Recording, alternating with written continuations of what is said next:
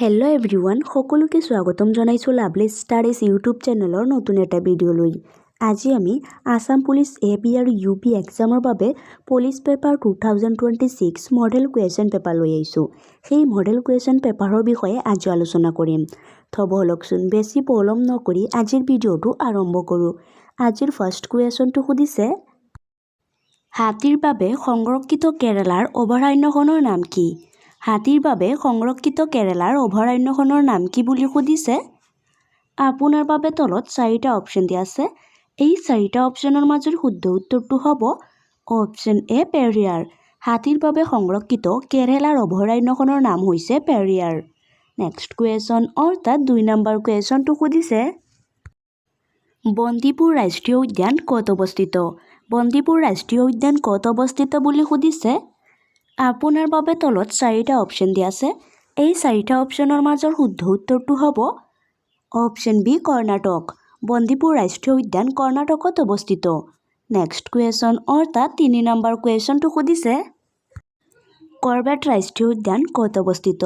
Corbett ৰাষ্ট্ৰীয় উদ্যান ক'ত অৱস্থিত বুলি সুধিছে। আপোনাৰ বাবে তলত 4টা অপশ্যন দিয়া আছে। এই 4টা অপশ্যনৰ মাজৰ শুদ্ধ উত্তৰটো হ'ব option D Uttar Pradesh. Corbett ৰাষ্ট্ৰীয় উদ্যান উত্তৰ প্ৰদেশত অৱস্থিত। নেক্সট কুৱেশ্যন অৰ্থাৎ 4 নম্বৰ কুৱেশ্যনটো সুধিছে, গানা পক্ষী অভয়াৰণ্য ক'ত অৱস্থিত? গানা পক্ষী অভয়াৰণ্য ক'ত অৱস্থিত বুলি সুধিছে। আপোনাৰ বাবে তলত 4টা অপশ্যন দিয়া আছে। এই 4টা অপশ্যনৰ মাজৰ শুদ্ধ উত্তৰটো হ'ব অপশ্যন ডি ৰাজস্থান। গানা পক্ষী অভয়াৰণ্য ৰাজস্থানত অৱস্থিত। নেক্সট কুৱেশ্যন অৰ্থাৎ 5 নম্বৰ কুৱেশ্যনটো সুধিছে, ভাৰতৰ কোন ঠাইত বনগাঁত পোৱা যায়? ভাৰতৰ কোন ঠাইত বনগাঁত পোৱা যায় বুলি সুধিছে। আপোনাৰ বাবে তলত 4টা অপশ্যন দিয়া আছে। এই 4টা অপশ্যনৰ মাজৰ শুদ্ধ উত্তৰটো হ'ব অপশ্যন ডি কচ্ছ উপসাগৰ। ভাৰতৰ কচ্ছ উপসাগৰত বনগাঁত পোৱা যায়। নেক্সট কুৱেশ্যন অৰ্থাৎ 6 নম্বৰ কুৱেশ্যনটো সুধিছে, ভাৰতবৰ্ষৰ গোটেই বছৰ জুৰি পানী থকা নদীসমূহ পোৱা যায়। ভাৰতবৰ্ষৰ গোটেই বছৰ জুৰি পানী থকা নদীসমূহ কোন ছাইডত দেখা পোৱা যায় বুলি সুধিছে। আপোনাৰ বাবে তলত 4টা অপশ্যন দিয়া আছে। এই 4টা অপশ্যনৰ মাজৰ শুদ্ধ উত্তৰটো হ'ব অপশ্যন বি উত্তৰৰ অঞ্চল। ভাৰতবৰ্ষৰ গোটেই বছৰ জুৰি পানী থকা নদীসমূহ পোৱা যায় উত্তৰৰ অঞ্চলত। নেক্সট কুৱেশ্যন অৰ্থাৎ 7 নম্বৰ কুৱেশ্যনটো সুধিছে, দক্ষিণ ভাৰতৰ বেছিভাগ নদীয়েই বৈ আহে। দক্ষিণ ভাৰতৰ বেছিভাগ নদীয়েই বৈ আহে বুলি সুধিছে। আপোনাৰ বাবে তলত 4টা অপশ্যন দিয়া আছে। এই 4টা অপশ্যনৰ মাজৰ শুদ্ধ উত্তৰটো হ'ব অপশ্যন ডি পশ্চিমৰ পৰা পূবলৈ। দক্ষিণ ভাৰতৰ বেছিভাগ নদীয়েই বৈ আহে পশ্চিমৰ পৰা পূবলৈ। নেক্সট কুৱেশ্যন অৰ্থাৎ 8 নম্বৰ কুৱেশ্যনটো সুধিছে, তলৰ কোনখন নদীগ্ৰস্ত উপত্যকাৰে বৈ গৈছে? তলৰ কোনখন নদীগ্ৰস্ত উপত্যকাৰে বৈ গৈছে বুলি সুধিছে। আপোনাৰ বাবে তলত 4টা অপশ্যন দিয়া আছে। এই 4টা অপশ্যনৰ মাজৰ শুদ্ধ উত্তৰটো হ'ব অপশ্যন বি নৰ্মদা। নৰ্মদা নদীগ্ৰস্ত উপত্যকাৰে বৈ গৈছে। নেক্সট কুৱেশ্যন অৰ্থাৎ 9 নম্বৰ কুৱেশ্যনটো সুধিছে, কোনখন নদীক দক্ষিণ ভাৰতৰ গংগা বুলি কোৱা হয়? কোনখন নদীক দক্ষিণ ভাৰতৰ গংগা বুলি কোৱা হয় বুলি সুধিছে। আপোনাৰ বাবে তলত 4টা অপশ্যন দিয়া আছে। এই 4টা অপশ্যনৰ মাজৰ শুদ্ধ উত্তৰটো হ'ব অপশ্যন ডি গোদাবৰী। গোদাবৰী নদীক দক্ষিণ ভাৰতৰ গংগা বুলি কোৱা হয়। নেক্সট কুৱেশ্যন অৰ্থাৎ 10 নম্বৰ কুৱেশ্যনটো সুধিছে, গোদাবৰী নদীৰ উৎপত্তি স্থান। গোদাবৰী নদীৰ উৎপত্তি স্থান কি বুলি সুধিছে। আপোনাৰ বাবে তলত 4টা অপশ্যন দিয়া আছে। এই 4টা অপশ্যনৰ মাজৰ শুদ্ধ উত্তৰটো হ'ব অপশ্যন বি নাছিক। গোদাবৰী নদীৰ উৎপত্তি স্থান হৈছে নাছিক। নেক্সট কুৱেশ্যন অৰ্থাৎ 11 নম্বৰ কুৱেশ্যনটো সুধিছে, কৃষ্ণা নদীখন উৎপত্তি হৈছিল।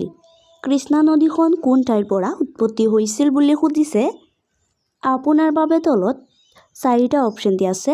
এই 4টা অপশ্যনৰ মাজৰ শুদ্ধ উত্তৰটো হ'ব অপশ্যন এ মহাবালেশ্বৰ। কৃষ্ণা নদীখন উৎপত্তি হৈছিল মহাবালেশ্বৰত।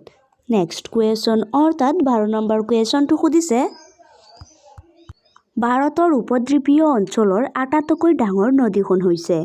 ভাৰতৰ উপদ্বীপীয় অঞ্চলৰ আটাইতকৈ ডাঙৰ নদী কোনখন বুলি সুধিছে। আপোনাৰ বাবে তলত 4টা অপশ্যন দিয়া আছে। এই 4টা অপশ্যনৰ মাজৰ শুদ্ধ উত্তৰটো হ'ব অপশ্যন বি গোদাবৰী। ভাৰতৰ উপদ্বীপীয় অঞ্চলৰ আটাইতকৈ ডাঙৰ নদীখন হৈছে গোদাবৰী। নেক্সট কুৱেশ্যন অৰ্থাৎ 13 নম্বৰ কুৱেশ্যনটো সুধিছে সমগ্ৰ উত্তৰ ভাৰততে প্ৰবাহিত হোৱা দীঘল নদীখন হৈছে সমগ্ৰ উত্তৰ ভাৰততে প্ৰবাহিত হোৱা দীঘল নদী কোনখন বুলি সুধিছে। আপোনাৰ বাবে তলত 4টা অপশ্যন দিয়া আছে। এই 4টা অপশ্যনৰ মাজৰ শুদ্ধ উত্তৰটো হ'ব অপশ্যন বি গংগা। সমগ্ৰ উত্তৰ ভাৰততে প্ৰবাহিত হোৱা দীঘল নদীখন হৈছে গংগা নদী। নেক্সট কুৱেশ্যন অৰ্থাৎ 14 নম্বৰ কুৱেশ্যনটো সুধিছে নৰ্মদা নদীখন উৎপত্তি হৈছে নৰ্মদা নদীখন ক'ৰ পৰা উৎপত্তি হৈছে বুলি সুধিছে। আপোনাৰ বাবে তলত 4টা অপশ্যন দিয়া আছে। এই 4টা অপশ্যনৰ মাজৰ শুদ্ধ উত্তৰটো হ'ব অপশ্যন চি অমৰকণ্টক। নৰ্মদা নদীখন উৎপত্তি হৈছে অমৰকণ্টকৰ পৰা। নেক্সট কুৱেশ্যন অৰ্থাৎ 15 নম্বৰ কুৱেশ্যনটো সুধিছে কাবেৰী নদী উৎপত্তি হৈছিল কাবেৰী নদী উৎপত্তি ক'ৰ পৰা হৈছিল বুলি সুধিছে। আপোনাৰ বাবে তলত 4টা অপশ্যন দিয়া আছে। এই 4টা অপশ্যনৰ মাজৰ শুদ্ধ উত্তৰটো হ'ব অপশ্যন ভি ব্ৰহ্মগিৰি পাহাৰ। কাবেৰী নদী উৎপত্তি হৈছিল ব্ৰহ্মগিৰি পাহাৰৰ পৰা। নেক্সট কুৱেশ্যন অৰ্থাৎ 16 নম্বৰ কুৱেশ্যনটো সুধিছে তলৰ কোনটো বৈশিষ্ট্য বা উপাদানে ব্ৰহ্মপুত্ৰ নদীৰ সৈতে গংগা নদীৰ পাৰ্থক্য বহন কৰিছে। তলৰ কোনটো বৈশিষ্ট্য বা উপাদানে ব্ৰহ্মপুত্ৰ নদীৰ সৈতে গংগা নদীৰ পাৰ্থক্য বহন কৰিছে বুলি সুধিছে। আপোনাৰ বাবে তলত 4টা অপশ্যন দিয়া আছে।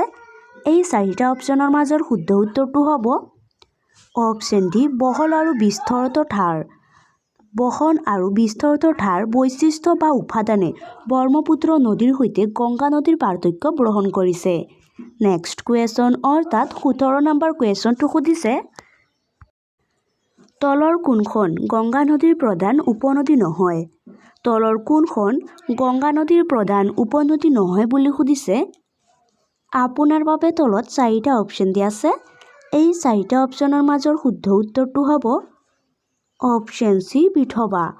বিধৱা গংগা নদীৰ প্ৰধান উপনদী নহয়।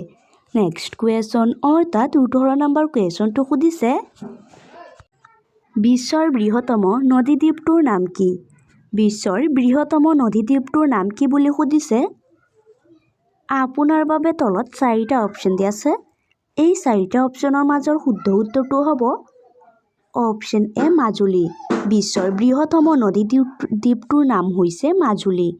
নেক্সট কুৱেশ্যন অৰ্থাৎ 19 নম্বৰ কুৱেশ্যনটো সুধিছে বিশ্বৰ বৃহত্তম নদীদ্বীপ। বিশ্বৰ বৃহত্তম নদীদ্বীপ মাজুলী কোন নদীৰ মাজত অৱস্থিত। বিশ্বৰ বৃহত্তম নদীদ্বীপ মাজুলী কোন নদীৰ মাজত অৱস্থিত বুলি সুধিছে। আপোনাৰ বাবে তলত 4টা অপশ্যন দিয়া আছে। এই 4টা অপশ্যনৰ মাজৰ শুদ্ধ উত্তৰটো হ'ব অপশ্যন বি ব্ৰহ্মপুত্ৰ। বিশ্বৰ বৃহত্তম নদীদ্বীপ মাজুলী ব্ৰহ্মপুত্ৰ নদীৰ মাজত অৱস্থিত। নেক্সট কুৱেশ্যন অৰ্থাৎ 20 নম্বৰ কুৱেশ্যনটো সুধিছে সবৰমতী নদীৰ উৎপত্তি স্থল ক'ত।